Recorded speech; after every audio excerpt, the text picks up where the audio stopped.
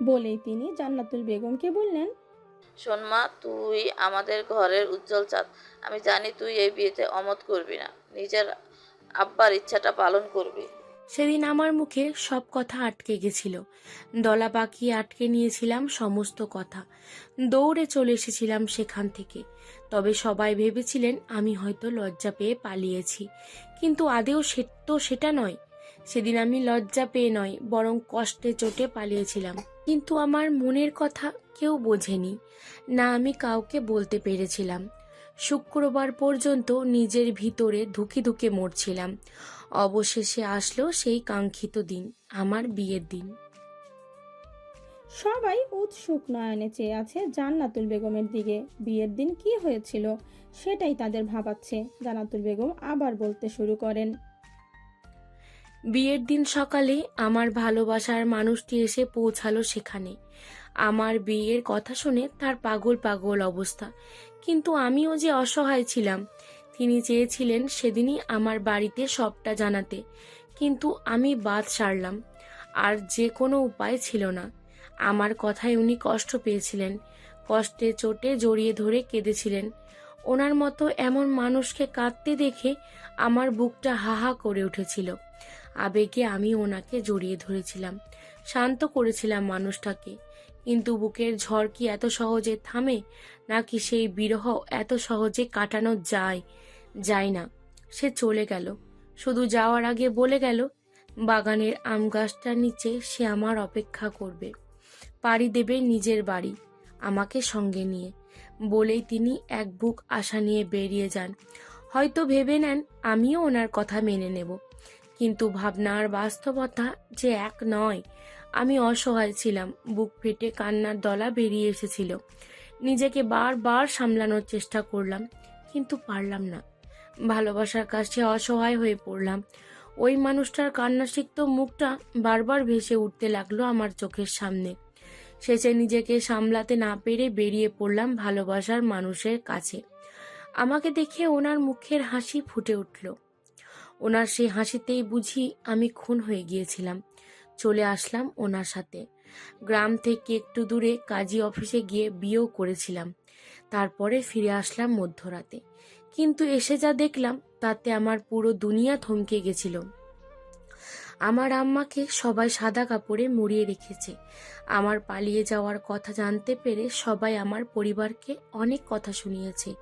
মিষ্টি মিষ্টি ভাষায় অপমান করেছে, গালিগালাজ তো আছেই। সেই অপমান আমার আম্মা সহ্য করতে পারেননি, মারা গেছেন। বলেই জান্নাতুল বেগম ধুকরে কেটে ওঠেন। আজাদ চৌধুরী ওনাকে আগলে নিলেন। সবাই কিং কর্তব্য বিমূঢ় ভাবে চেয়ে রইলেন ওনার দিকে। জান্নাতুল বেগমের কান্না থামার নামই নেই। সাদ গিয়ে ওরা আম্মুর সামনে হাঁটু মুড়ে বসলো। আম্মুর মুখটা নিজের হাতের মুঠোয় নিয়ে মুছে দিল অশ্রু। কেঁদো না আম্মু। তারপরে কি হলো বলো আমাদের। তারপর আমার ভাইজান আমার সামনে আসলেন, আমার চড় মারলেন আর ওনাকে উল্টো পাল্টা ভাবে আঘাত করতে লাগলেন। আমি চাইলেও থামাতে পারছিলাম না। একটা সময় ভাইজান নিজেই থেমে গেলেন, বললেন, আমি তোর কাছে আগে জানতে চেয়েছিলাম তুই এই বিয়েতে রাজি কিনা, কিন্তু তুই সেদিন কিছুই বলিসনি, চুপ করে গেলি। আর আজ যেটা করলি, তোর জন্য আমি আমার আম্মাকে হারিয়েছি, গ্রামের সকলের কাছে অসম্মানিত হয়েছি। আর কি চাস তুই? চলেই তো গিয়েছিলিস, আবার কেন ফিরলি?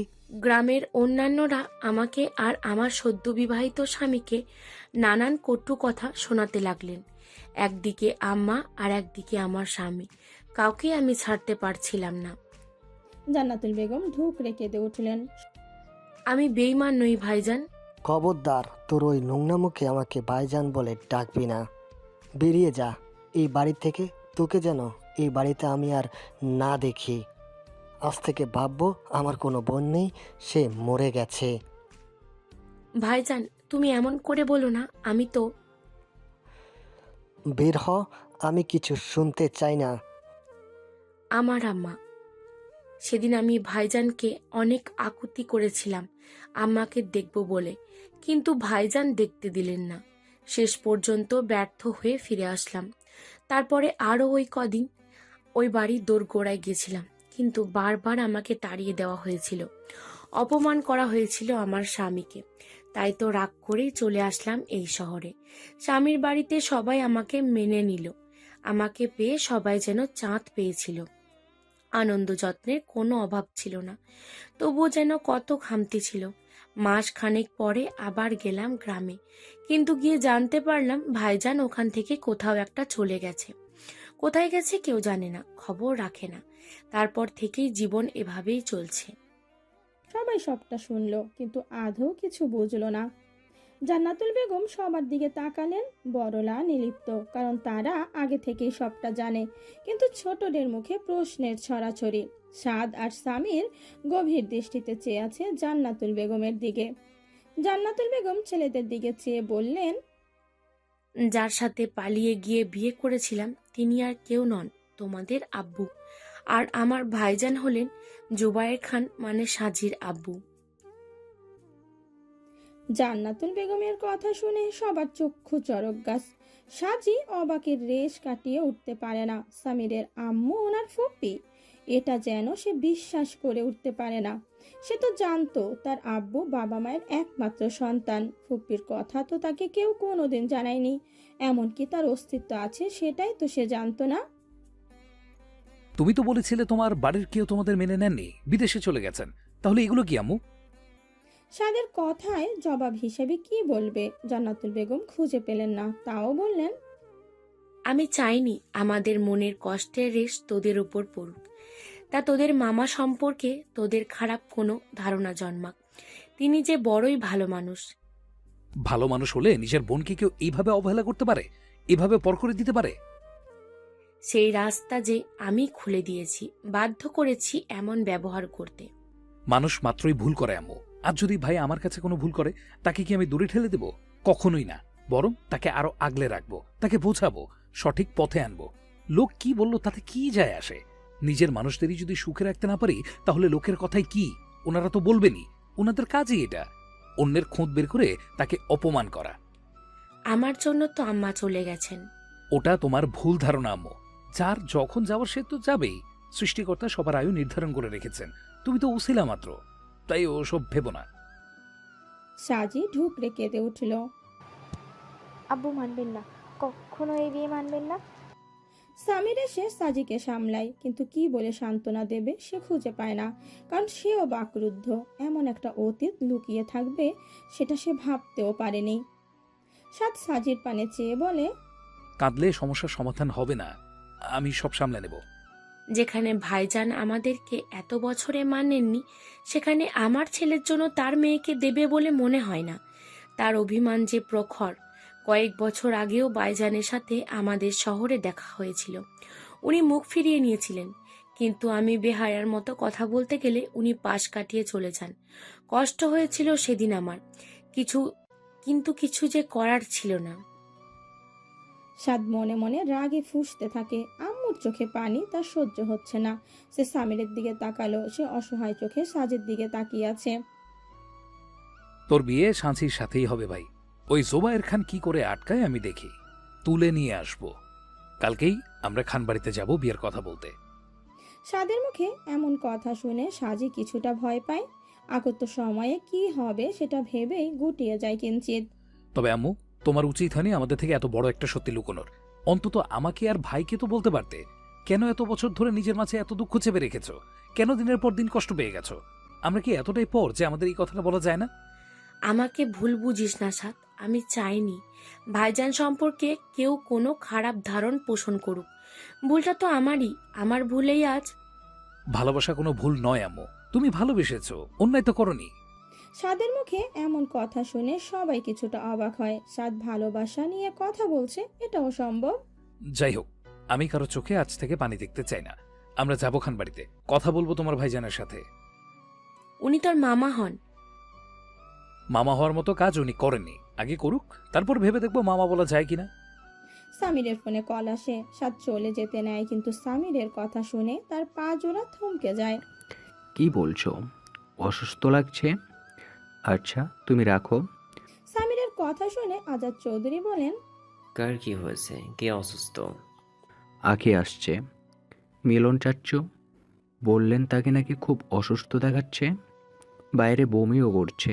কথাটা শোনা মাত্রই সাজি আর জান্নাতুল বেগম দাঁড়িয়ে পড়েন। কি বলছিস? মেয়েটার যে কি হলো? সাজির আখির জন্য চোখ ভিজে আসে। আখির তো বাড়িতে থাকার কথা বলেই সে দৌড়ে বাইরে যেতে নেয়, কিন্তু সাদ তাকে থামিয়ে দিয়ে বলে। তুমি দাঁড়াও, আমি দেখছি। সাদের সাথে সামিরও যেতে চায়, কিন্তু সাদ তাকে যেতে দেয় না। এদিকে একটা অচেনা মেয়ের প্রতি সাদের এত দরদ দেখে কাবেরী বেগম ফুঁসতে থাকেন। তবে কিয়ান মনে মনে খুশি হয়, অসুস্থতার বাহানাতে হলেও সে আখিকে সামনাসামনি দেখতে পারবে নিজের মন জুড়াতে, এটাই বা কম কিসের। আখি প্রথমে ভেবেছিল এই অবস্থায় তার ভেতরে আসবে না, কিন্তু শরীরটা এত খারাপ, বাড়ি যাওয়ার মতো অবস্থা তার নেই, তাই তো বাধ্য হয়ে আসা। সে ভিতরে ঢুকছিল আর সাদও হন্তদন্ত হয়ে বাইরে বার হচ্ছিল, যার দরুন জোর এক ধাক্কা লাগে আখির সাথে। অমনি শরীর দুর্বল, তার উপর এত জোরে ধাক্কা, আখি সামলাতে পারে না, পড়ে যেতে নেয় ফ্লোরে। সাদ তাড়াতাড়ি আখিকে আগলে নেয়। উপস্থিত সবাই অবাক হয়। সাজি ছুটে যায় বোনের কাছে। আখি, কি হলো তোর? সাদ কোলে করে আখিকে ভেতরে আনে, শুইয়ে দেয় ফ্লোরে। সাদের পেছনে পেছন সাজি ছুটে আসে। উপস্থিত সবাই বিচলিত হয়, হঠাৎ করে মেয়েটার কি হলো ভেবে পায় না। সাদ বেশি কিছু না ভেবে ডক্টরকে কল করে, তিনি একটু পরেই চলে আসবেন। সাজি বোনের পাশে বসে তার হাত নিজের মুঠোয় নেয়, কাঁদতে থাকে হিচকি তুলে। আখি, কি হয়েছে তোর? আখি, চোখ খোল। কি হলো তোর? আখি, শুনতে পাচ্ছিস আমার কথা? সামির, ওকে বলো না চোখ খুলতে। ততক্ষণে জান্নাতুল বেগম ফ্রিজ থেকে ঠান্ডা পানি এনে উপস্থিত হয়, আখির চোখে মুখে ছড়িয়ে দেয়। কিয়ানের হঠাৎ করেই খারাপ লাগে, তবে আখির রূপে মুগ্ধ হয়, তাকিয়ে থাকে তার দিকে অপলক। ভেবে নেয় মেয়েটিকে তার চাই, যে কোনো মূল্যে চাই, কাউকে দেবে না সে, কাউকে না, বলেই মনে মনে হাসে। জান্নাতুল বেগম পানি ছিটিয়ে আখির চোখ খোলে না। সাদ গিয়ে তার আম্মুকে বলে। আম্মু তুমি ওঠো, আমি দেখছি। সাদের কথায় জান্নাতুল বেগম সহ সবাই অবাক চোখে তাকায় তার দিকে, কিন্তু সাজের দিকে হেলদোল নেই, সে তার বোনকে নিয়েই ব্যস্ত। কিয়ার আর রাগ হয়, তবে সবার মাঝে চুপ থাকে। জান্নাতুল বেগম সরে যেতেই সাদ আখির সামনে বসে, মেয়েটির মুখটা কেমন ফ্যাকাশে হয়ে আছে। সাদ পানি নিয়ে আখির মুখটা ভালো করে মুছিয়ে দেয়। পুরুষারী ছোঁয়া পেয়ে আখি কেঁপে ওঠে কিঞ্চিত, তবে বাকিদের অজ্ঞান হওয়ার জোগাড়।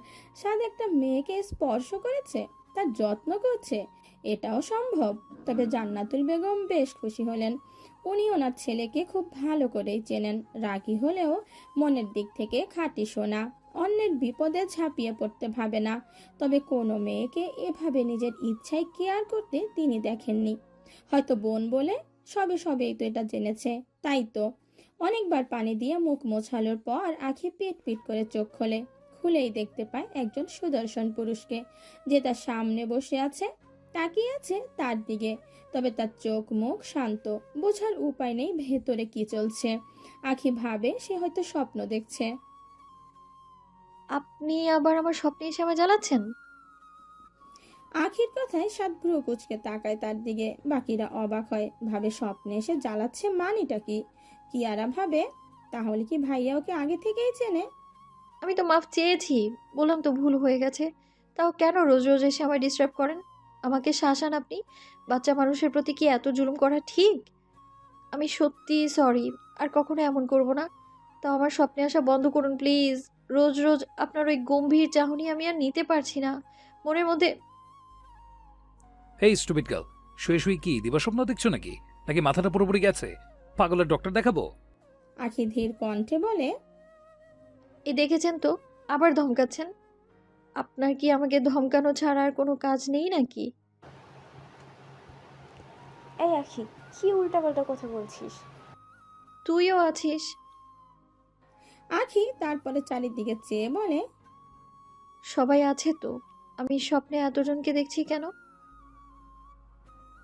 স্টুপিড গার্ল, বাস্তবে ফেরো, এটা তোমার স্বপ্ন না। আখি সাদের দিকে নিজের হাত বাড়িয়ে দেয়, তার গালে আলতোভাবে নিজের হাত রাখে। সঙ্গে সঙ্গে কেঁপে ওঠে, হুড়মুড়িয়ে শোয়া থেকে বসে পড়ে, ঢোক গিলে বলে। আপনি এখানে? সাদ রাগী দৃষ্টিতে তাকিয়ে থাকে তার দিকে, তাতেই বুঝি আখির অবস্থা যায় যায়। পরিবেশ হঠাৎ করেই নিস্তব্ধ। আশেপাশে সবাই বুঝে উঠতে পারছে না এখানে আসলে হচ্ছেটা কি। কিয়ারা রাগে হাত মুষ্টিবদ্ধ করে নেয়। তার তো ইচ্ছা করছে আখির মুখে ঠাঠি এক চর বসিয়ে দিতে। তার সাত ভাইয়ার গালে হাত রাখা, এত সাহস ওই মেয়ের। কিন্তু আখির কাণ্ডের থেকেও কিয়ারা বেশি অবাক হয়েছে সাদের ব্যবহারে। সে আখিকে কোলে করে ঘরে এনেছে, এটাও যেন তার বিশ্বাস হচ্ছে না। তার উপর আখি তার গালে হাত রাখলো, তখনও কিছু বলল না, শান্ত থাকলো। কই, অন্য কেউ হলে তো এতক্ষণে তার গাল চর বসিয়ে দিত, কিন্তু এর বেলায় কিছুই না। তাহলে কি? না না, আমি এসব কি ভাবছি? সাত ভাইয়ার মতো মানুষ কাউকে ভালোবাসতে পারে না। সে যদি জীবনে কাউকে ভালোবেসেই থাকে, সেটা হব একমাত্র আমি, এই কিয়ারা, আর কেউ না। আখির চোখ যেন বন্ধ হয়ে আসছে, তবুও নিভু নিভু চোখে অপলক তাকিয়ে আছে সে সাদের দিকে। সে বুঝতে পারছে না এই লোকটা এখানে কি করছে, কি কাজ তার এখানে, নাকি তার পিছু পিছু তাকে সায়স্তা করতে চলে এসেছে, কোনটা? সাদ আখিকে কিছু সময় পরখ করলো, অতঃপর উঠে দাঁড়িয়ে ফ্রিজ থেকে গ্লাসে করে ঠান্ডা পানি এনে এগিয়ে দিল আখির দিকে। আখি চোখ বড় বড় করে তাকালো সাদের দিকে। সে যেন বিশ্বাসই করতে পারছে না এই রাগী দাম্ভিক লোকটা তাকে পানি এনে খাওয়াচ্ছে। যদিও তার ভুলেই সে অন্যের চোখে খারাপ হয়েছিল, কিন্তু মাফ তো চেয়েছে। তারপরেও এত রাগ কিসের? একটু আগেই কেমন করে বলল। এটা ধরবে নাকি সব তোমার মাথায় ঢালবো? সাদের কথায় আখি কেঁপে ওঠে। কাপা কাপা হাতে পানির গ্লাসটা নিয়ে এক নিঃশ্বাসে শেষ করে পুরোটা। ওদিকে সবাই যেন বিস্ময় কাটিয়ে উঠতে পারছে না। তারা যেন নতুন স্বাদকে আবিষ্কার করছে, যে কিনা কাছের মানুষ ছাড়া কোনো মেয়ের কেয়ার করেনি। সত্যি বলতে ওর বোনদেরও এত কেয়ার করেনি, শুধু তার ভাই ছাড়া। সাদ তার আম্মুর সামনে এসে বলে, তোমার ভাইজিকে বলে দেবে যেন আমার সামনে না আসে, নইলে আমি কি করব সে নিজেও জানে না। সাবধান থাকতে বলবে, আর আমার থেকে সে যেন দূরে দূরে থাকে। বলেই কাউকে আর বলার সুযোগ না দিয়ে সাদ উপরে চলে যেতে গিয়েও থেমে যায়। আখির দিকে ফিরে আজাদ চৌধুরীকে বলে, আব্বু, আমার মনে হয় আমাদের একদিন পরে যাওয়া উচিত। আজাদ চৌধুরীও ছেলের দৃষ্টি অনুসরণ করে আখির দিকে চায়, হেসে বলে। তুমি যা ঠিক মনে করো। সাদ আর কিছু বলে না, কিছুটা রাগী দৃষ্টি নিয়ে চলে যায়, যা সবার দৃষ্টির অগোচর হয় না। ওদিকে সাদের কথা শুনে তো কাবেরী বেগম আর কিয়ারার মনে লাড্ডু ফুটেছে। কাবেরী বেগম এতক্ষণ ভিতরে ভিতরে জ্বললেও এখন একটু শান্তি পাচ্ছেন। আখি সাদের যাওয়ার পানে তাকিয়ে শুকনো ঢোক গিলল, তবে একটা কথা তার কানে বারবার করে বাজতে লাগলো। ভাইজি? সে কার ভাইজি? তার তো কোনো ফুপি নেই, তাহলে ভাইজি কোথা থেকে হবে? এই আখি, তুই ঠিক আছিস? কি হয়েছে তোর? তুই তো বাড়ি গিয়েছিলি, তাহলে আবার এইখানে আসলি কেন? উফ, এত প্রশ্ন একসাথে করলে উত্তর কি করে দেবো আপু? এক এক করে প্রশ্ন করো। জান্নাতুল বেগম আখির কাছে এসে তাকে জড়িয়ে ধরলেন, বলেন, তুই ঠিক আছিস আখি? তোর শরীর কি খুব খারাপ লাগছে? জান্নাতুল বেগমের স্পর্শ পেয়ে আখি আবেশে চোখ বন্ধ করে ফেলে। কি যে শান্তি লাগছে তার, মনে হচ্ছে তার আম্মুই তাকে জড়িয়ে আছে। তবে অবাক হয়েছে ওনার তুই সম্বোধনে। এভাবে প্রথম দেখায় বুঝি কাউকে তুই বলা যায়? তবে আখি অপ্রস্তুত হলো না, বরং তার ভালো লাগলো। কাবেরী বেগম মনে মনে বললেন, আদিক্ষেতা, এই আদিক্ষেতা দুদিন পরে বেরিয়ে যাবে। একবার তোমার ভাইজানের সামনে গিয়ে দাঁড়াও না, তখন বুঝবে। একে একে সবাই আখির শরীরের অবস্থা জানতে চাইলো।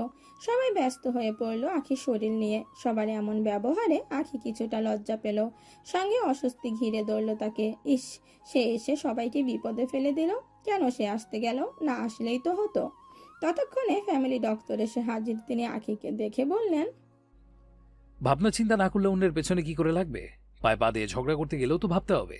আগে থেকে সব স্ক্রিপ্ট রেডি করে রাখতে হবে। তার জন্য তো চিন্তা করাটা স্বাভাবিক, তাই না মিস আখি? আখি কাঁদো কাঁদো মুখ করে তাকায় সাদের দিকে। ভাবতে থাকে এই লোকটা আবার এসেছে কেন, তাকে জ্বালাতে। আসাদ, কি হচ্ছে রেগে? ওই মেয়েটা এসে পর্যন্ত দেখছি তুমি ওর পিছনে পড়ে আছো কেন? সেটা ওকে জিজ্ঞাসা করো আপু। এমনি এমনি সাদাল অ্যান্ড চৌধুরী তো আর কারো পেছনে লাগবে না, কারণ নিশ্চয়ই আছে। যাই হোক, ডক্টর আঙ্কেল কেমন দেখলেন? সাদ মাথা নাড়ায়। ডক্টর ফজলুল করিম সকলের থেকে বিদায় নিয়ে বেরিয়ে পড়লেন। আখি এখনো অপলক চেয়ে আছে সাদের দিকে, তবে ভাবনা তার অন্যখানে। সে বোঝার চেষ্টা করছে এই লোকটা এখানে কি করছে, কি সম্পর্ক এদের সাথে। সাদ আবার নিচের রুমে চলে যায়, কিন্তু সাদের এমন একটা মেয়েকে নিয়ে বাড়াবাড়ি কাবেরী বেগমের পছন্দ হলো না। সামির প্রশ্ন করে, তুমি ঠিক আছো আঁখি? এভাবে কষ্ট করে কেন আসতে গেলে? আমার ফোন নম্বর তো তোমার কাছে ছিলই। আমাকে কল করলে আমি গিয়ে নিয়ে আসতাম, কিংবা ড্রাইভার পাঠিয়ে দিতাম। সামিরের ব্যবহারে আপ্লুত হয় আখি, হেসে বলে, আমি ঠিক আছি ভাইয়া, আপনি ব্যস্ত হবেন না। আর আজকে আপনার জীবনের এত বড় একটা দিন, আমি আপনাকে তাই বিরক্ত করতে চাই না। কি বলছো আঁখি? বোনের সুবিধার জন্য ভাই এগিয়ে যাবে, এতে আবার বিরক্ত কিসের? আখি হাসে, মনে মনে ভাবে তার আপুটা সত্যি অনেক ভাগ্যবতী। এমন একজন ভালো মানুষ পাওয়া কি মুখের কথা? সবাই তো পায় না। ভালো থাক আপু, ভালো থাক। অতঃপর সে সবাই পানে চেয়ে জান্নাতুল বেগমকে বলেন, আমি আপনাকে একটা প্রশ্ন করতে পারি আন্টি? একটা কেন, 100টা প্রশ্ন কর, আমি তোর সব প্রশ্নের উত্তর দেব। উনি কেন বলে গেলেন ভাইজিকে ওনার থেকে দূরে দূরে থাকতে? জান্নাতুল বেগম কিছু বলবেন তার আগেই সাজি বলে, তার আগে তুই বল, তুই আম্মুর থেকে সবটা শুনেছিস? আখি হ্যাঁ সূচক মাথা নাড়ায়। সাজি আবার বলে, নিশ্চিত আমাদের ফুপির কথা বলেছে? সাজির কথায় আখি চমকে তার দিকে তাকায়। তুই কি করে জানলি? আম্মু কি তোকে আগে সব বলেছে? কই আমাকে তো বললি না। না, আম্মু কিছুই বলেনি, তবে ফুপি বলেছে। ফুপি মানে? সাজি আখির দিকে এগিয়ে গিয়ে বলে, সামিরের আম্মুই আমাদের সেই ফুপি আখি, আব্বুর একমাত্র বোন, আর আমাদের আম্মুর ছোটবেলার সখী। আখি অবাক দৃষ্টিতে তাকায় সাজির পানে, কিছুটা সময় নেয় কথাগুলো বুঝতে, আর যখন বুঝতে পারে তখন ঝাঁপিয়ে পড়ে জান্নাতুল বেগমের বুকে। তুমিই আমাদের ফুপি? তাহলে এতদিন কেন ফেরোনি? মানছি ভুল হয়েছে, আমাদের সাথে তো সম্পর্ক রাখতে পারতে। আমরা তো ফুপির ভালোবাসা থেকে বঞ্চিত হয়ে গেলাম। কাঁদে না পাগলি, আগে তোদের কাছে পাইনি তো কি হয়েছে, এখন তো পেয়েছি। এখন আমার ভালোবাসায় তোদের সব কষ্ট ভুলিয়ে দেব। বলেই তিনি আখির কপালে চুমু এঁকে দেয়। সাজি কিছুটা মন খারাপের নাটক করে বলে, তাহলে আমি কেন বাদ যাবো? ও বুঝি তোমার একাই ভাতিজি? জান্নাতুল বেগম সাজিকেও টেনে নিলেন বুকে। তুই তো আমার বাড়ির রত্ন, আমার স্বামীরার প্রাণ, তোকে কি ভালোবাসা থেকে বঞ্চিত করা যায়? সাজি হাসে, সঙ্গে হাসে আখি। আখি এখন নিজেকে সুস্থ বোধ করছে। জান্নাতুল বেগম সবার সাথে আখির পরিচয় করিয়ে দিলেন। অল্প সময়ের মধ্যেই আখি সবার সাথে মিশে গেল, যেন কত বছরের চেনা। আর তার সাথে সবচেয়ে বেশি ভাব জমেছে অভিকের। ছেলেটা তো এই অল্প সময়ে আখি আপু করে মুখে ফেনা তুলে দিচ্ছে। তবে কিয়ানকে তার ভালো লাগেনি। কেন, সেটার কারণ সে নিজেও জানে না। কেমন একটা দৃষ্টিতে তার দিকে তাকিয়ে আছে সব সময়। তার সেই দৃষ্টিতে অস্বস্তি হচ্ছে, কিন্তু ভদ্রতার খাতিরে কিছু বলতেও পারছে না। জান্নাতুল বেগম এখন বিয়ের কথা ভুলে দুই ভাইজির আপ্যায়নে ব্যস্ত হয়ে পড়লেন। সঙ্গে গল্প করে চলেছেন নিজের বাপের বাড়ির। সাজিয়ার আখিও সব মন দিয়ে শুনছে, তাদেরও ভালো লাগছে। এসব গল্প তো কেউ আগে তাদের সাথে করেনি। সবাই গল্পে মতো। এমন সময় আখি প্রশ্ন করে, আচ্ছা ফুপি, ওই লোকটা কে? মানে তোমাদের কে হয়? জান্নাতুল বেগম আখির কথা বুঝলো না, তাই তো প্রশ্ন করলো, কোন লোকটা? ওই যে সাদ আল আয়ান চৌধুরী। আখির কথায় পরিবেশ পুনরায় নিস্তব্ধ হয়ে যায়। কিয়ানা এতক্ষণ উসখুস করছিল এই প্রশ্নটা করার জন্য, যে আখি কি করে সাত ভাইয়াকে চেনে, আর সাত ভাইয়াও কেন আখির উপর রেগে আছে এমন। নিস্তব্ধ পরিবেশ ভাঙে সবার হাসির ধ্বনিতে। আজাদ চৌধুরী হেসে বলেন, সে আমার বড় ছেলে, মানে সামিরের বড় ভাই। আজাদ চৌধুরীর কথা শুনে আখির হিচকি উঠে যায়। মনে মনে ভাবে, তার মানে ওই লোকটার সাথে এখন প্রায় আমার দেখা হবে। ওই লোকটা আপুর ভাসুর হবে। তার থেকেও বড় কথা, ওই লোকটা আমার ফুফাতো ভাই। আরে ভাই, কেমনে কি আমার সাথে এমন হতে হলো? কেন কেন? আমি বুঝেছি ওই লোকটা এবার থেকে সবসময় আমায় অপমান করবে, শোধ নেবে আমার কাজের জন্য। এবার কোথায় পালাবো আমি? কে বাঁচাবে আমায়? হ্যাঁ হ্যাঁ, সামির ভাইয়া। ভাইয়াকেই সব বলতে হবে। ভাইয়াই একমাত্র পারবে আমার মতো বাচ্চা মেয়েকে বাঁচাতে। কিন্তু সাত তোর ওপর এমন রেগে আছে কেন? জান্নাতুল বেগমের কথার প্রতি উত্তরে আখি কি বলবে ভেবে পেল না। সত্যিটা কি বলা উচিত? যদি শুনে আখির উপর রেগে যায়? না, এইটুকু সময়ে যা বুঝলাম এনারা খুব ভালো মানুষ। আর যাই হোক, আখিকে বকাবকি করবে না। আখি এবার প্রথম থেকে হওয়া সব ঘটনা সবাইকে বলল। সবটা শুনে সবাই উচ্চস্বরে হেসে উঠল। তবে কামিনী বেগম, কাবেরী বেগম আর কিয়ারা হাসলো না, তারা বরং রাগে ফুঁসতে লাগলো। এই মেয়ের কত বড় সাহস, সাদের গাড়ির কাচ ভাঙে, তার সাথে উচ্চস্বরে কথা বলে। আসলে ফুপির দোষটা আমারই, আমি ভুল করে। ভুল মানুষ মাত্রই হয়, সাদকে বুঝিয়ে বললেই আর রাগ করবে না। কিন্তু এর আগেও আমি মাফ চেয়েছি, কিন্তু উনি আমাকে মাফ করেননি, উল্টো বলেছেন তিনি আমাকে ছাড়বেন না। ছাড়বে না বললেই হলো, আমরা আছি না, ভয় কিসের? আখি হাসলো, তবে তার মন থেকে ভয়টা গেল না।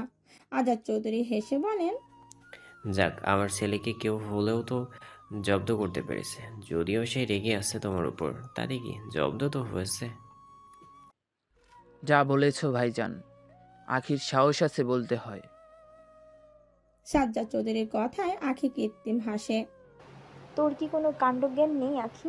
ছোটদের সাথে থেকে থেকে নিজেও কি বাচ্চা হচ্ছিস? দেখেছো ফুপি, দেখেছো কেমন বকছে আমাকে? এমন করলে কিন্তু আব্বুকে রাজি করাবো না আমি। আখির কথায় সাজি চুপসে গেল। সাজির মুখটা দেখে আখি ফিক করে হেসে দেয়। সাজি রাগী দৃষ্টিতে তাকায় তার দিকে।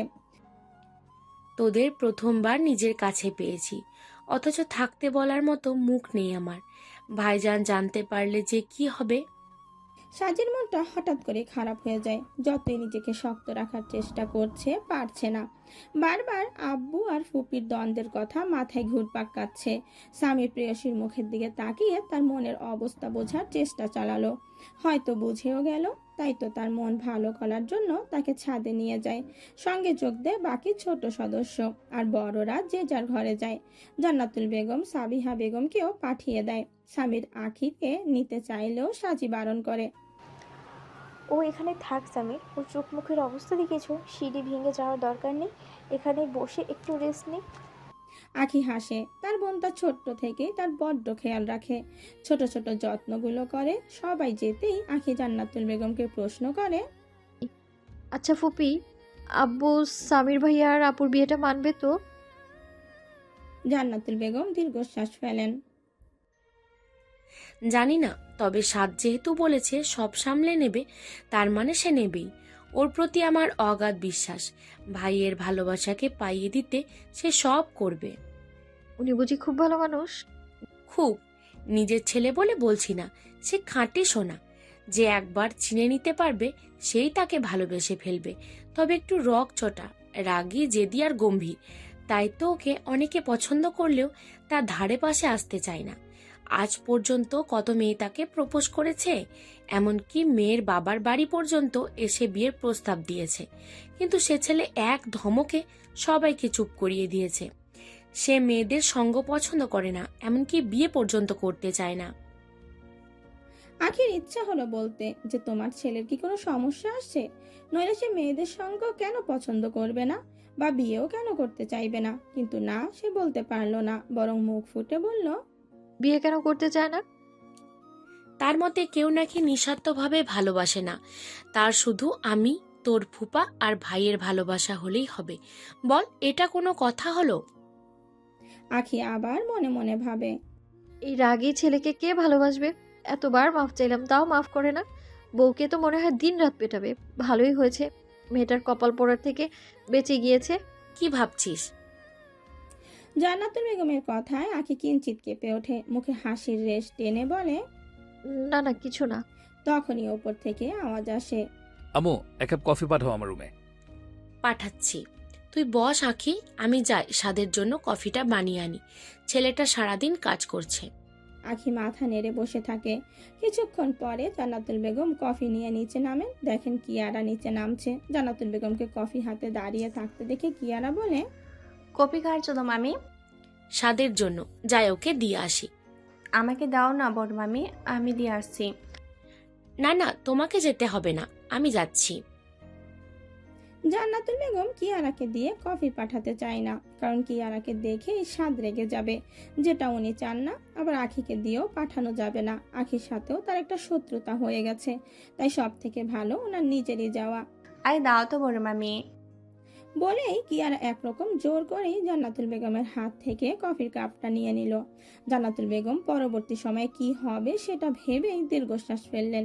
কিয়ারা যাওয়ার সময় আখিকে বলল, আমরা শ্যামা বলছি, তাই তোমাকে নাম ধরে ডাকছি। চলো ছাদে চলো, সবাই তোমার জন্য অপেক্ষা করছে। বলেই সে আখির হাত ধরে নিয়ে যায়। আখি বারণ করারও সুযোগ পায় না। সাদের রুমের সামনে আসতেই কিয়ারা বলে, যা, আমি তো পানি খেতে এসেছিলাম, সেটাই তো খাওয়া হলো না। আখি তুমি যাও তো, ভাইয়াকে এই কফিটা দিয়ে আসো। বলেই কিয়ারা আখির হাতে কাপটা ধরিয়ে দিয়ে নিচে নেমে আসে, মনে মনে ক্রুর হাসে। যাও যাও। এই ওই কফি ভাইয়া তোমাকে গেলাবে। আমার সাত ভাইয়ার গাড়ির কাজ ভাঙা, তার সাথে মেজাজ নিয়ে কথা বলা। যাও এবার যাও, শাস্তির জন্য প্রস্তুত হও। তার ঘরে এমনিও কোনো বাইরের মানুষ সে ঢুকতে দেয় না, সেখানে তুমি তো তার শত্রু। এবার তোমার কি হবে আখি, কে বাঁচাবে? বলেই সে আবার ক্রুর হাসে। আখি বুঝতে পারে না এখন করবেটা কি, না গেলেও তো উপায় নেই। তাই সে কাঁপা কাঁপা হাতে দরজায় ঠক ঠক শব্দ করে। শব্দ শুনে সাদ বলে কামিন, কারণ সে বুঝে গেছে এটা তার আম্মু নয়। তার আম্মু হলে এভাবে দরজায় ঠক ঠক শব্দ করতো না। তবে এটা তার কাছে নতুন, কারণ এর আগে কেউ এভাবে দরজায় ঠক ঠক শব্দ করেনি। মুখে কথা বলে অনুমতি চেয়েছে। আখি ধীর পায়ে রুমে প্রবেশ করে, তবে চারিদিকে তাকিয়ে দেখার সাহস পায় না। কাপা কাপা হাতে কফির কাপটা সাদের সামনে এগিয়ে যায়। সাদ আখির দিকে তাকায়, দেখে তার দৃষ্টি ফ্লোরের দিকে নিবদ্ধ। সাদ তার হাতের কম্পন অনুভব করে, কাপটা নিতে নেয় তার হাত থেকে। আখি যেন হাঁপ ছেড়ে বাসে। চলে আসার জন্য উদ্ধত হলে সাদ বেশ জোর গলায় বলে, স্টপ। আখি থেমে যায়, মনে মনে বলে, যা হয়ে গেল, এবার তোকে কে বাঁচাবে রে আখি, তোর মৃত্যু নিশ্চিত এবার। আখি সাদের দিকে মুখ করে ফেলে, কিন্তু তাকানোর সাহস পায় না। চুরি করে এসেছো নাকি? কথাটা শোনা মাত্রই আখি তড়িৎ গতিতে তাকায়, অবাক কণ্ঠে বলে, মানে যারা চুরি করে ধরা পড়ে তারাই এমন মুখ নিচু করে দাঁড়িয়ে থাকে। তো তুমি কি চুরি করেছো যার জন্য এই হাল? সাদের কথায় আখি রাগে রিরি করে ওঠে, তবে মুখে সেটা প্রকাশ করে না, বরং নিজের মধ্যে সাহসের সঞ্চার ঘটিয়ে বলে, চুরি করিনি, তবে করার ইচ্ছে আছে। সাদ কফির কাপে চুমুক দিয়ে ভ্রু কুচকে তাকায় আখির দিকে। কি চুরি করতে চাও? আপনার রাগ, গম্ভীরতা, তেজ, আর নিজের থেকে আপনাকে দিতে চাই মাফ করার প্রবণতা, যাতে মানুষকে সহজেই আপনি মাফ করে দিতে পারেন। কথাটা বলেই আখি নিজের মুখ চেপে ধরে। আবেগের বশে কি বলে ফেলেছে সেটা ভেবেই ঢোক গেলে সাদ আখির দিকে ছোট ছোট চোখ করে তাকায়, কয়েক পলক তাকিয়ে বলে, আউট। আখি এমন গম্ভীর কণ্ঠে কেঁপে ওঠে, তবে কথা না বাড়িয়ে বেরিয়ে আসে রুমের বাইরে। বাইরে এসেই বুকে হাত দিয়ে হাঁপ ছাড়ে। বাবা কি তেজ! কেন রে, একটু ভালো করে কথা বলে কি তোর জাত যাবে নাকি? এবারে সবাই কত ভালো, শুধু এই একজন ছাড়া। নিশ্চয়ই ফুপি একে হসপিটাল থেকে কুড়িয়ে নিয়ে এসেছে। আনলেও বা কি, তোমার শাস্তি তাতে কমবে না। আখি তড়িৎ গতিতে পেছনে তাকায়, দেখে সাদ বুকে হাত ভাঁজ করে দাঁড়িয়ে আছে। আখি কিছুটা ভয় পায়, এই লোকের চাহনি দেখলেই তার কেমন কেমন একটা হয়। এমন নয় সে ভীতু মেয়ে, বরং যথেষ্ট সাহসী সে, কিন্তু এই লোকের সামনে আসলেই তার সব কিছু কেমন গুলিয়ে যায়। ভেতরে থাকা প্রতিবাদের শব্দগুলো বাইরে পর্যন্ত আর বার হয় না, সেখানেই মরে শহীদ হয়ে যায়। এই স্বাদের জায়গায় যদি অন্য কেউ থাকতো, তাহলে আখি তাকে তার অন্যায়ের যোগ্য জবাব দিয়ে দিত। মানছে সে ভুল করেছে, কিন্তু মাফও তো চেয়েছে, তা উনি গললে তো অসভ্য লোক একটা। এমন দৃষ্টিতে তো সে কেউ ভয় পেয়ে যাবে, সেখানে সে তো নিতান্তই একটা বাচ্চা মেয়ে। আসলে ভাইয়া হয়েছে কি, হোয়াট? ভাইয়া? শোনো মে, আমার সাথে সম্পর্ক পাতাতে যাবে না। আমি তোমার কোনো ভাইয়াটাই নই, না আর হতে চাই। তোমার মতো একটা বচল মেয়ে আমার কেউ হতে পারে না। একটা ভুলের জন্য আর কতবার অপমান করবেন? বলছি তো ভুল হয়েছে, আর কখনো এমন করবো না তো, প্রমিস তো। এ দেখুন কানে ধরছি আমি। বলে আখি নিজের কান ধরে। সাদের কি হলো জানা নেই, তাড়াতাড়ি আখির হাত তার কান থেকে ছাড়িয়ে নেয়। ওকে, মাফ করে দিলাম। আখি লাফিয়ে ওঠে। সত্যি সত্যি মাফ করেছেন আমায়? সাদ হ্যাঁ সূচক মাথা নাড়ে। Thank you. বলেই আখি ছাদের দিকে পা বাড়াতে চায়, কিন্তু সাদের কথায় পুনরায় সে থেমে যায়। এরপর থেকে তোমাকে যেন আর আমার আশেপাশে না দেখি মিস আখি। আখি মনে মনে বলে, শেয়ার বলতে কিন্তু মুখে বলে ঠিক আছে, বলেই সে চলে যায়। সাদ তাকিয়ে থাকে তার যাওয়ার পানে, মনে মনে ভাবতে থাকে, পাগল নাকি মেয়েটা, এত তিরিং বিরিং করে লাফে কেন? একটু আগে যে অসুস্থ ছিল সেটা কি ভুলে গেছে? যাই হোক, আমার কি, যা করে করুক।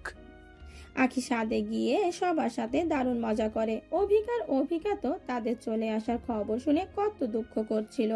এটুকু সময়ে যে তারা এদের এত আপন করে নেবে সে আখি ভাবতেই পারেনি। আর কিয়ান তো, সে তো বারবার আখির সাথে চিপকে থাকতে চেয়েছিল, কিন্তু আখি বারবার তার থেকে দূরে সরে এসেছে, দূরত্ব বাড়িয়েছে তার সাথে। এই ছেলেকে তার যেন সহ্যই হচ্ছে না। আখি তো কিয়ানকে গায়ে পর আখ্যা দিতেও ভোলে না। এরপরে আখিরা নিচে নেমে আসে, এবার বাড়ি ফিরতে হবে। সাজি জান্নাতুল বেগমকে বলে, তাহলে আসি ফুপ্পি। জান্নাতুল বেগমের চোখে অশ্রু। যেতে তো দিতে ইচ্ছে করছে না, কিন্তু আমি যে বাধ্য। ইচ্ছা তো করছে তোদের দুটোকে এখানেই রেখে দিই, বুকের মাঝে জড়িয়ে রাখি, কিন্তু উপায় যে নেই। সেই উপায় খুব তাড়াতাড়ি হবে ফুপি। আমি আব্বুকে রাজি করানোর চেষ্টা করব। আপু এবারেরই বউ হবে, তুমি দেখো। সেটা যেন হয়। সাজি সবার থেকে বিদায় নেয়। আজাদ চৌধুরী সাজির মাথায় হাত দিয়ে বলে, ভয় পেও না সাজি, যেটা হয়েছে তাতে আমাদের হাত নেই, কিন্তু তোমাদের আমরা কষ্ট পেতে দেব না। তোমাকে এই বাড়ির বউ করার জন্য যদি তোমার আব্বুর পায়ে ধরতে হয় সেটাও ধরবো। এইসব আপনি কি বলছেন ফুপা? না না, আপনি এইসব করবেন না। আমরা ঠিক আব্বুকে মানিয়ে নেব, কিন্তু আপনাকে কিছুতেই ছোট হতে দেব না। আপনি তো আমার আব্বুর মতো, আপনাকে ছোট হতে দেখে আমার খুব কষ্ট হবে। তার থেকে সেই কষ্ট না হয় আমি সহ্য করে নেব, কিন্তু আপনাকে সেই কষ্টের ভাগিদার কখনো করব না। সাজির কথায় আজাদ চৌধুরী আলতো হাসেন। জুবায়ের খান মেয়েদের রত্ন বানিয়েছেন, সেটা তিনি খুব করে মেনে নিয়েছেন। এমন একটা মেয়ে তার স্বামীর জীবনে আসবে, সেটাই তাদের সৌভাগ্য। সাজি এবার সাবিহা বেগমের দিকে এগিয়ে গিয়ে বলেন, ছোট আম্মু, তাহলে আসি। যাও, কিন্তু খুব তাড়াতাড়ি ফিরে এসো এই বাড়ির বউ হয়ে। আমরা তোমার অপেক্ষায় থাকবো। সাজি হাসে। আগে চলো তোমাদের দিয়ে আসি, তোমার শরীরটা ভালো না, এভাবে তোমাদের একা ছাড়তেও মন চাইছে না। না ভাইয়া, আমরা যেতে পারবো। আব্বুর ফেরার সময় হয়েছে। যদি আমাদের আপনার সাথে কোনোভাবে দেখে ফেলে তাহলে খুব সমস্যা হয়ে যাবে। নানান প্রশ্নে বিদ্ধ করবেন আমাদের। সামির আর কিচ্ছু বলে না। আখি আর সাজিকে কিছুটা এগিয়ে দিতে আসতে যায়। সাজির মনে ভয়। এখনো ভয় পাচ্ছ? সাজি হ্যাঁ সূচক মাথা নাড়ায়। আমরা সবাই পাশে আছি, ভয় পেও না, সব ভালোই হবে। সেই আশায় আছি সামির। আমরা একদিন পরেই যাব। ভাইয়া যখন দায়িত্ব নিয়েছে সেটা পূরণ করেই ছাড়বে। তোমার আব্বুকে ঠিক রাজি করিয়ে নেবে দেখো। আর আমি তো আছি, দেখবি আব্বু ঠিক রাজি হবে। এত বছরের মান অভিমান ভুলে তোদেরকে মেনে নিবে। সত্যি নেবে? আখি আর সামির একসঙ্গে বলে ওঠে নেবে। সাজি হাসে ওদের কথায়। সাজি আর আখি চলে যাওয়ার পরে বাকিরা যে যার ঘরে চলে যায়। তবে জান্নাতুল বেগম চিন্তায় পড়েন, সঙ্গে মনের মধ্যে নানান কথা হানা দেয়। ভালোবাসা হারানোর যন্ত্রণা কতটা সেটা তিনি একসময় উপলব্ধি করেছিলেন, তাই ছেলের কথা ভেবে তিনি কষ্ট পাচ্ছেন। দেখলি আপা, দেখলি ভাইজান কি কথাটা বললো? উনি নাকি জুবাইয়ের খানের পা ধরবে। সেটাই আপা, কিন্তু তুই এটা ভাব, আমার মেয়ের সাথে যখন সাদের বিয়ে দিতে চেয়েছি তখন ভাবি রাজি হয়নি। এমনকি ভাইজানের মধ্যেও তেমন কৌতূহল দেখিনি। কিন্তু এখন দেখ, ওই মেয়েকে বাড়ির বউ করার জন্য চিন্তা ভাবনা কোথায় গিয়ে দাঁড় করিয়েছে। ওটা নিজের ভাইয়ের মেয়ে বলে, আর আমার মেয়ের কি ফেল না। কিন্তু সে তো বিয়ে করতে চাইছে না। সামিরের আম্মু যে আমাদের ফুপি, সেটা যেন আমার বিশ্বাসই হচ্ছে না। আমারও হচ্ছে না আপু। আব্বু বা আম্মু কখনোই আমাদের ফুপির ব্যাপারে কিছুই বলেনি। আজ যখন শুনলাম তখন মনের মধ্যে যে কি হচ্ছিল তোকে বোঝাতে পারছি না আমি আপু। আমার তো এখন আব্বুকে নিয়ে বড্ড চিন্তা হচ্ছে। আব্বু কখনো মেনে নেবেন না। ওই রাগী লোকটা তো বললো সব ম্যানেজ করবে, দেখি কি করে। রাগী লোক কেন বলছিস? ভাইয়া খুব ভালো মানুষ। দোষটা তোর ছিল, তাই তো ভাইয়া তোর ওপর রেগে আছে। খুব ওদের তারিফ করছিস। ওরা কি খারাপ মানুষ? ওদের ব্যবহার দেখেছিস? কি অমায়িক। এত বড় লোক, তাও কোনো অহংকার নেই। একদম মাটির মানুষ সবাই। সেটা ঠিক আপু, আমিও তো ওদের ব্যবহারে আপ্লুত হয়েছি। ওই বাড়ির সবাই ভালো, শুধু ওই লোকটা ছাড়া। সাজি আলতো হাসে, অতঃপর এগিয়ে যায় বাড়ির উদ্দেশ্যে। সন্ধ্যাবেলা দুই বোন বাড়িতে ফিরল। এসে দেখে জুবায়ের খান আগে থেকেই বাড়ি ফিরেছেন। মেয়েদের দেখে তিনি বললেন, এত দেরি হলো যে, কোথায় ছিলে এতক্ষণ? সাজি কিছুটা আমতা আমতা করে বলে,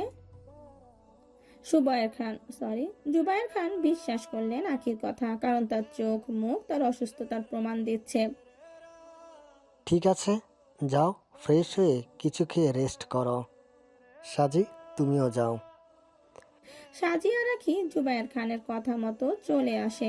ওনার সামনে থেকে আসতে পেরে যেন হাঁপ ছেড়ে বাঁচে তারা। রুবাইয়া বেগম রান্নাঘর থেকে দুই মেয়েকে পরখ করছিলেন। তিনি ঠিক করেছেন খাওয়া শেষে মেয়েদের প্রশ্ন করবেন, শুনবেন সবটা। সারাদিন খুব অস্বস্তিতে কাটিয়েছেন তিনি। খাওয়া দাওয়া সেরে রুবাইয়া বেগম সাজির ঘরে গেলেন। দেখলেন সেখানে আগে থেকে আখি উপস্থিত। দুই বোন মিলে কি সব আলোচনায় মত্ত। চোখ মুখ থমথমে, চেহারায় সজীবতা নেই। সাজি, আখি। রুবাইয়া বেগমের ডাকে দুই বোন তাদের আলোচনা থামিয়ে দেয়। রুবাইয়া বেগম রুমের দরজা বন্ধ করে তাদের পাশে বসেন। চোখে মুখে কিছুটা খাঁটিনত্ব ভাব বিদ্যমান। রুবাইয়া বেগম কোনো ভনিতা ছাড়াই প্রশ্ন করেন, তখন তো আমার থেকে সবটাই শুনলি। এবার আমিও জানতে চাই, অতীতটা জানার সঙ্গে আমার সন্তানের মরণ বাঁচন কিভাবে নির্ভর করবে? সাজি আর আখির মুখটা চুপসে যায়। তবুও সত্যিটা তো জানাতেই হবে। পরশু তারা আসবে, আম্মুকে সবটা না জানালেও নয়। আপু একটা ছেলেকে ভালোবাসে আম্মু। কথাটা বলতে দেরি, অথচ সাজির গালে চড় পড়তে দেরি হয় না। সাজি গালে হাত দিয়ে অবাক চোখে রুবাইয়া বেগমের পানে চেয়ে থাকে। চরের শব্দে আটকে ওঠে আখি, কিছুটা জোর গলায় বলে, আম্মু কি করছো তুমি? আপুর গায়ে কেন হাত দিলে? চুপ। রুবাইয়া বেগমের হুঙ্কারে চুপ হয়ে যায় দুই বোন। সাজি নিঃশব্দে কাঁদতে থাকে। তার কান্না দেখে রুবাইয়া বেগম আরও রেগে যান। পুনরায় তাকে মারার জন্য উদ্ধত হলে আখি সেই হাত ধরে নেয়। তাতে যেন আগুনে ঘি ঢালার কাজ হয়। রুবাইয়া বেগম তার হাত ছাড়িয়ে আখির গালে সপাটে এক চর বসায়। আখি করুণ নয়নে চেয়ে থাকে তার আম্মুর পানে। সাজি নিজের কান্না ভুলে আখিকে আগলে নেয়, জড়িয়ে নেয় নিজের বুকে।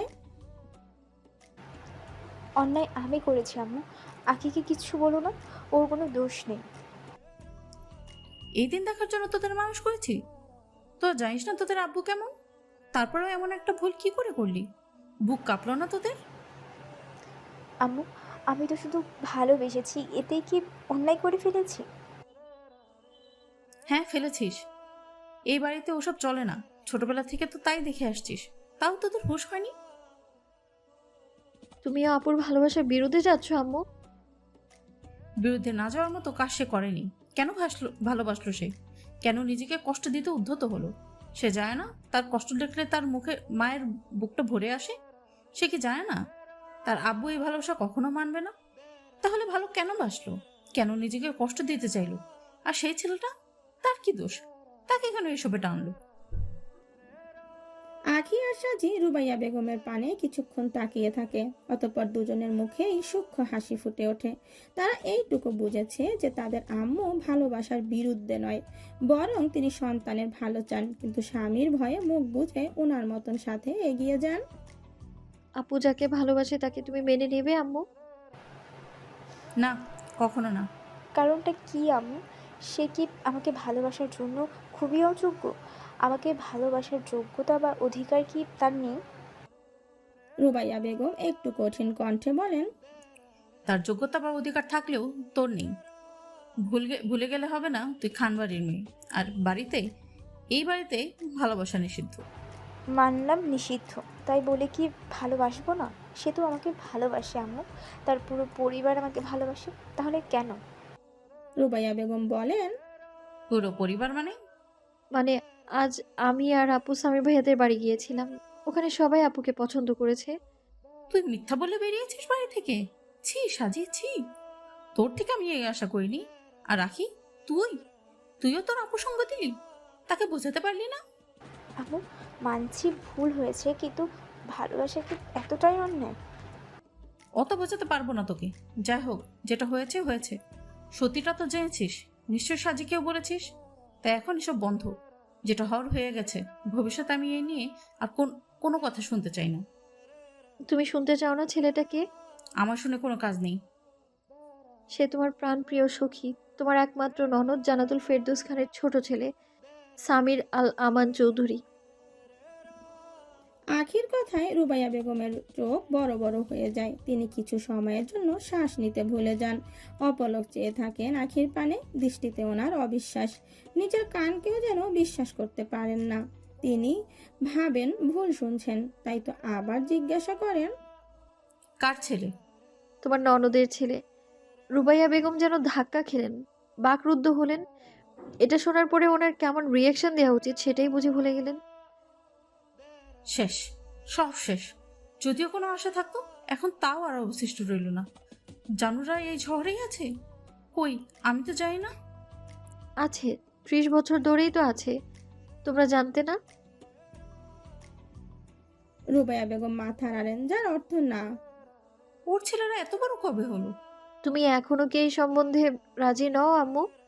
রুবাইয়া বেগম ধুকরে কেটে ওঠেন। তার জানুর ছেলেকে তার মেয়ে ভালোবাসে ভেবেই ওনার কোথায় যেন শান্তি শান্তি লাগছে, কিন্তু মনের ভেতরে থাকা ভয় সেই শান্তিকে ঠিক করে উপলব্ধি করতে দিচ্ছে না। আমি রাজি থাকা বা না থাকায় কি যায় আসে? তোদের আব্বু কখনোই মানবে না। কিন্তু তোরা এসব কি করে জানলি? আর জানু মানে জান্নাতুল যে তোদের ফুপি, সেটাও বা জানলি কি করে? সাজি রুবাইয়া বেগমকে সমস্ত ঘটনা খুলে বলেন। সবকিছু শুনে রুবাইয়া বেগম দীর্ঘশ্বাস ফেলেন। আমরা রাজি করাবো আব্বুকে। আর ওই লোকটা তো বললো আব্বুকে রাজি করাবে। তোমাকে সব পরে বলবো আম্মু। এখন একটা কথা বলো তো, আব্বু যদি এই বিয়েতে মত দেয় তুমি কি রাজি হবে? তোমার মন কি বলে, তুমি কি চাও? আমি চাই আমার সন্তানরা ভালো থাকুক, তাদের স্বামীকে ভালোবাসুক, ভালোবেসে সারা জীবন কাটাক। সেটা যদি স্বামীর হয় তাহলে তো আমি আরো খুশি। কিন্তু খুশি হয়েও আমি খুশি থাকতে পারছি না। অতীত আমাকে সেই খুশি হওয়া থেকে বঞ্চিত করছে। রুবাইয়া বেগমের মন সহজেই পড়ে নিল দুই বোন। মনে মনে তারা বেশ খুশি। এবার শুধু তাদের আব্বুকে রাজি করাতে পারলেই হয়। ওনারা পরশু আসবে আম্মু। কি? পরশু? কিন্তু তোদের আব্বু? আম্মুকে দেখলেই আপু কত খুশি। বলে রুবাইয়া বেগম চলে গেলেন। মনে মনে উনি ভীষণ খুশি, ভীষণ। সাজি জড়িয়ে ধরে তার বোনকে। দুই বোন আজ এক ঘরে নিজেদের রাতটা কাটিয়ে দেয়। সামির নিজের বেডে উপর হয়ে শুয়ে আছে। তখনই তার ঘরে সাদ প্রবেশ করে।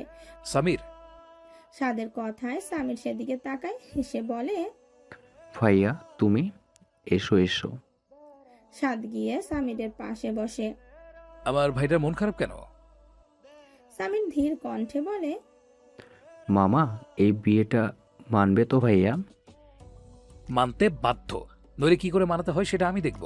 আমি আছি তো, তুই কেন মন খারাপ করছিস? মনকে কিছুতেই শান্ত করতে পারছি না ভাইয়া। সাজিকে না পেলে আমি বলে সে সাদকে জড়িয়ে ধরে। সাদ কিছুটা অবাক হয়। তার ভাই এমন কখনো করেনি। নিজের খারাপ লাগা ভালো লাগা সবটা প্রকাশ করলেও এভাবে কখনো ভেঙে পড়েনি। সাদের বুঝি বুকটা চিনচিন করে উঠল। ভাইয়ের কষ্টে আরো কষ্ট হচ্ছে। সেও দুই হাতে ভাইকে আগলে নেয়, শান্ত করার চেষ্টা করে সামিরকে। সে কি আমার হবে না ভাইয়া? মামা কখনোই মানবে না। আর এখন যা পরিস্থিতি, পালিয়ে বিয়ে করার কোনো উপায় নেই। তাহলে যে সাজি কষ্ট পাবে, আর ওই জোবাইয়ের খান, তার মন কখনো নরম হবে না, কখনো না। পালিয়ে না, সবার সামনে থেকে আমার ভাই আর বোনের বিয়ে দেব আমি নিজ হাতে। এটা আমার ভাইয়ের কাছে আমার ওয়াদা, আর আমি নিজের ওয়াদার খেলাপ কখনো করি না, সেটা তুই খুব ভালো করেই জানিস। কিন্তু ভাইয়া শ্শ্, কোনো কথা না, আমি আছি তো। কেন মন খারাপ করছিস? বরং বিয়েতে কি কি করবি সেটা ভাব। আমার বোনকে সুখে কি করে রাখবি সেটা চিন্তা কর। ওর অযত্ন হলে কিন্তু আমি তোকে অস্ত রাখবো না। এতটুকু সময়ে বোনকে ভালোবেসে ফেললে, আর আমি? তোর জন্যই তো বোনকে ভালোবাসা, তোর জন্যই সে আমার মনে কাছের মানুষের জায়গা করে নিয়েছে। আর নিজের ভালোবাসা, তুমি কি কখনো কাউকে ভালোবাসবে না ভাইয়া? তুই কিন্তু অন্য টপিকে চলে যাচ্ছিস, আমি এটা শুনতে এখানে আসিনি। কতদিন পালাবে ভাইয়া? এবার তো নিজের মনে কাউকে জায়গা দাও। আম্মু তোমাকে নিয়ে কত চিন্তা করে জানো? তোমার প্রতি তার একটা আলাদাই টান। কারণ তুমি নিজের খুশি সবার সাথে ভাগ করলেও দুঃখ কখনো করো না। সেই দুঃখ ভাগ করে নেওয়ার জন্য হলেও তো কাউকে চাই ভাইয়া। আচ্ছা, ভেবে দেখবো। তুই রেস্ট কর, আমি আসছি। বলেই সাদ রুম ত্যাগ করে। সামির সাদের যাওয়ার পানে তাকিয়ে দীর্ঘশ্বাস ফেলে। সবার ভালো চেয়ে গেলে কিন্তু নিজেরটা বুঝলি না কেন ভাইয়া? কেন কাউকে নিজের মনে জায়গা দিতে চাইছিস না? দোয়া করি তোর জীবনেও কেউ আসুক যাকে তুই নিজের থেকেও বেশি ভালোবাসবি। আজ যেই বিয়ে থেকে দূরে থাকতে চাইছিস, একদিন তাকে নিজের কাছে নিজের করে রাখার জন্য তুই বিয়ে করবি, ভালোবাসবি, তাকে আগলে রাখবি। আর আমি চাই সেই দিনটা খুব তাড়াতাড়ি তোর জীবনে আসুক, তোর মনকে সিক্ত করুক ভালোবাসার অনুরাগ। আখি আজ ইউনিভার্সিটি এসেছে। সে তার দুই জিগরি দোস্ত কবিতা ও নীলাশা গেট দিয়ে ঢোকার মুখেই কেউ তাদের পথ আটকায়। আখি রেগে তাকায় তার দিকে। শিহাব একটা বিশ্রী হাসি দেয়। আখির গা গুলিয়ে আসে। দেখে শিহাব ও তার বন্ধুরা মিলে তাদের পথ আটকেছে। শিহাব ছেলেটা বড্ড বখাটে, অসভ্য, মেয়েদেরকে রেসপেক্ট করতে জানে না। সে এবার মাস্টার্স করছে, ফাইনাল ইয়ার, তার আপুর সাথেই, তবে ডিপার্টমেন্ট আলাদা। আখি মাঝে মাঝে নিজের কপাল চাপড়ায়। না সেদিন সে নবীনবরণ উৎসবে শাড়ি পরে আসতো, আর না এই ছেলের নজরে পড়তো। কি ভাবছো জানেমন? ভাবছি কিভাবে তোকে চড়িয়ে সোজা করে দেয়া যায়। পছাড়। সিসি, আখি সুন্দরী কেউ নিজের হবু বরের সাথে তুই তুকারি করে? মাপ হবে না। বর মাই ফুট। আখি এবার আঙিল উঁচিয়ে বলে, তোকে অনেকবার বলেছি আমায় ডিস্টার্ব না করতে। এবার যদি বাড়াবাড়ি করতে দেখি তাহলে আমি কিন্তু বাড়িতে বলতে বাধ্য হব। এই আখি, তুমি আমাকে ভয় দেখাচ্ছ? রূপ আছে বলে দেমাগ দেখাচ্ছ নাকি? বলেই সে আখির গাল চেপে ধরে। আমি তোমার এইসব তেজ মেনে নিচ্ছি বলে এটা ভেবো না ভবিষ্যতে সব মেনে নেব। তাই নিজেকে কন্ট্রোল করো, নইলে আমি কন্ট্রোল হারিয়ে ফেললে নিজেকে আর খুঁজে পাবে না। শিহাবের কোনো কথায় আখির কানে ঠিকঠাক পৌঁছায় না। সে তো গালের ব্যথায় জর্জরিত। তুমি আমার হবে, এই শিহাবের বুকে থাকবে তুমি, আর নিচে থাকবে তুমি। শিহাবের কথা শুনে ঘৃণায় আখির গা গুলিয়ে আসে। সে শিহাবকে ধাক্কা মেরে তার গালে সজোরে এক চর বসায়। আখির শরীর রাগে রি করছে। কবিতা আর নীলাশা গিয়ে আখিকে গিয়ে ধরে। বেশ হয়েছে, শয়তানটার উচিত শিক্ষা হয়েছে। শিহাব গালে হাত ঘষতে ঘষতে কবিতার দিকে তাকায়। তার তাকানোতেই কবিতা কিছুটা ভরকে যায়। কাজটা তুমি ভালো করলে নাকি, এর শোধ আমি তুলবই। তোমাকে নিজের দেহের নিচে এমনভাবে পিষবো যে তুমি শিউরে উঠবে। আখি আবার একটা চর বসায় শিহাবের গালে। তোর মতো জালিমের বিচার স্বয়ং সৃষ্টিকর্তা করবেন। মরার পাকনা গজিয়েছে তোর। হ্যাঁ, আমাকে দুর্বল ভাবার ভুল মোটেও করবি না। সেটা তোর জন্য ভালো হবে না। কিন্তু শেষবারের মতো বলছি, আমার পিছু ছাড়। ছাড়বো, তবে আজকের করা কাজের প্রতিশোধ তো নিয়েই আমি ক্ষান্ত হব। বলেই সে তার সাঙ্গপাঙ্গ নিয়ে চলে যায়। সে যেতেই আখি কান্নায় ভেঙে পড়ে। সে যতই মুখে বড় বড় কথা বলুক না কেন, ভেতর থেকে সে আসলেই দুর্বল। নিজের ইজ্জতের কথা ভেবে সে ঢোকরে কেঁদে ওঠে। শিহাব ছেলেটা যে কতজনের জীবন নষ্ট করেছে তা গুণেও শেষ করা যাবে না। আর এখন তো তার নজরের শীর্ষে আখি। তাকে নিজের করে না পাওয়া পর্যন্ত সে বুঝি থামবেই না। কাঁদিস না আখি, শান্ত হ। কবিতা আর নীলাশা মিলে আখিকে শান্ত করার চেষ্টা করছে, কিন্তু সে শান্ত হচ্ছে না। তার ভয় হচ্ছে। শিহাবের ক্ষমতা সম্পর্কে সে অবগত। ছাত্র ইউনিয়নের নেতা সে। তাকে মারার মতো অপরাধ করেছে সে। এখন না জানি তার সাথে কি কি হবে, কিন্তু সেও বা কি করবে। শিহাবের নোংরা কথাগুলো তার হৃদয়কে জর্জরিত করলো, ভেঙে টুকরো টুকরো করলো। তাই তো সে এটা করতে বাধ্য হয়েছে। কবিতা আর নীলাশা আখিকে কিছুক্ষণ জড়িয়ে থাকে, অতঃপর বলে, চল, ক্লাসে দেরি হয়ে যাচ্ছে। তোরা যা, আমি আজ ক্লাস করব না। কিন্তু আজ তো একটা ইম্পর্টেন্ট ক্লাস আছে। তাছাড়া তোকে এভাবে আমরা একা ছাড়তে পারি না। তোকে একা পেয়ে যদি ওই শিহাব আবার আসে, তখন কি হবে? না, আমি একাই যেতে পারবো। তোরা ক্লাস মিস করিস না, নইলে আবার সমস্যা হয়ে যাবে। আমি পরের দিন এসে তোদের থেকে সব বুঝে নিব। কবিতারা যেতে চাইছিল না, কিন্তু আখি তাদের জোর করে ক্লাসে পাঠায়। তারা যেতেই আখির চোখ দিয়ে আবার নোনা পানি ঝরে পড়ে। নিজেকে কিছুটা সামলে পেছনে ফিরতেই সে চমকে ওঠে। ঢোক গেলে শুকনো। আপনি এখানে? কিন্তু সাদ কোনো উত্তর দেয় না। সে অপলক চেয়ে থাকে আখির চোখের দিকে। সাদের উত্তর না পেয়ে আখি চলে যেতে নেয়। আর এমনি মন মেজাজ ভালো নেই। এখন এই ছেলে সামনে থাকলে ঝগড়া নিশ্চিত। না, সে চায় না, কিন্তু সাদকে পাশ কাটিয়ে যেতে গেলেই সে আখির হাত ধরে ফেলে। সাদের এহেন কাণ্ডে আখি অবাক হয় কিছুটা। হাত ধরলেন যে? সাদ উত্তর না দিয়ে বলে, কেন? দরকার আছে তাই। আমি এখন বাড়ি যাব। লিসেন আখি, আমি এখানে তোমার জেদ দেখতে আসিনি। যেটা বলছি সেটা করো। আমি কেন আপনার কথা শুনবো? তুমি শুনতে বাধ্য। নিজের বোনের বিয়ে দিতে চাইলে গাড়িতে গিয়ে বসো। এক কথা আমি বারবার রিপিট করব না। আখি আরো কিছু বলতে চেয়েছিল, কিন্তু সাদের তিরিক্ষি মেজাজের কথা ভেবে সে আর কিচ্ছু বলে না। চুপচাপ সাদকে অনুসরণ করে সে গাড়িতে গিয়ে বসে। আখি গাড়ির জানালা দিয়ে বাইরের দিকে তাকিয়ে আছে। সাদকে জিজ্ঞাসা করতেও ইচ্ছে হচ্ছে না তারা কোথায় যাচ্ছে, কেন যাচ্ছে। যেখানে ইচ্ছে নিয়ে যাক, তার তো কিছুই ভালো লাগছে না। কাঁদছিলে কেন? সাদের কথায় আখির ধ্যান ভাঙে। জি? কাঁদছিলে কেন? কাঁদছিলাম না। বলেই আখি পুনরায় তার দৃষ্টি বাইরের দিকে ফেরায়। সাদ আর কিছু বলে না। সে বোঝে আখি এই ব্যাপারে কথা বলতে চাইছে না, তাই তার সে কথা বাড়ায় না। কিন্তু কিছুক্ষণ পরেও আখিকে চুপ থাকতে দেখে বলে, তোতা পাখি আর চুপ কেন? কথা বলা কি বাংলা বন চলছে? আখি রাগী চোখে তাকিয়ে বলে, কে তোতা পাখি? কে আবার? আখি? আমি মোটেও তোতা পাখি না। বলেই সে আবার চুপ হয়ে যায়। তার মস্তিষ্কে ঘুরে বেড়াচ্ছে শিহাবের কথাগুলো। চোখ দিয়ে দুফোঁটা অশ্রুও গড়ালো মনে হয়, তবে সেটা সাদের আড়ালে মুছে নেয়। কিন্তু সাদের নজর এড়ানো কি এতই সহজ? সে ঠিক দেখে ফেলে বিষয়টা। এখন যদি আমি তোমাকে গুম করে দিই কেমন হবে বিষয়টা? আখি ভ্রু কুচকে তাকায় সাদের দিকে। মানে তুমি আমার ক্ষতি করেছো, সেই ক্ষতিপূরণ হিসেবে যদি তোমাকে গুম করে দিই, বিষয়টা কিন্তু দারুণ হবে। কিন্তু আপনি তো আমায় ক্ষমা করে দিয়েছেন। এখন আবার সেই কথা মনে পড়ে গেল, কি করব? আপনি মানুষটা সত্যিই খারাপ। I know. এই খারাপের ডেমো দেখাবো? কেউ কিন্তু জানে না তুমি আমার সাথে আছো। সো তোমাকে যদি এখন আমি গুম করে দেই, কেউ সন্দেহই করবে না। তো দিন, দেখি আপনার কেমন ক্ষমতা। আমাকে চ্যালেঞ্জ করছো? অবশ্যই। আখি তার পুরনো সত্তায় ফিরে আসে। ওকে, ওটা তোলা থাক। ঠিক সময়ে সেটা প্রয়োগ করা হবে। এখন বুঝি ভয় পাচ্ছেন? সাদ আল আয়ান ভয় পায় না, বরং ভয়কে সাদ আল আয়ান পায়। আপনি এত হিংস্র। আখি মনে মনে বলে, সাথে কি আর দানব বলি? তুমি আমার হিংস্রতার এখনো কিছুই দেখোনি মেয়ে। সময় হোক, ঠিক দেখতে পাবে। পারবে তো সহ্য করতে? আপনাকে এখন আর আমি ভয় পাই না। আখির কথায় সাদ বাঁকা হেসে বলে। পরক্ষণে ব্রেক কষে দাঁড় করায় গাড়ি।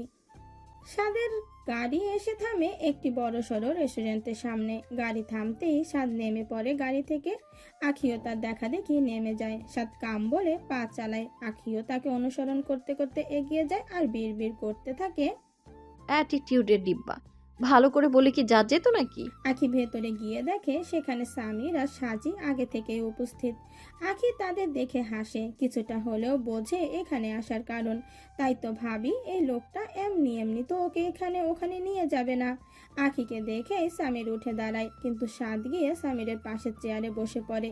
অন্যদিক থেকে আজকে তার চোখে মুখে গাম্ভীর্য একটু বেশি। কেমন আছো আখি? আখি সৌজন্যমূলক হাসি দিয়ে বলে, আলহামদুলিল্লাহ ভালো ভাইয়া, আপনি কেমন আছেন? First class. তবে তোমাকে দেখে আরও ভালো হয়ে গিয়েছি। যতই হোক আমার একমাত্র মামাতো বোন তুমি।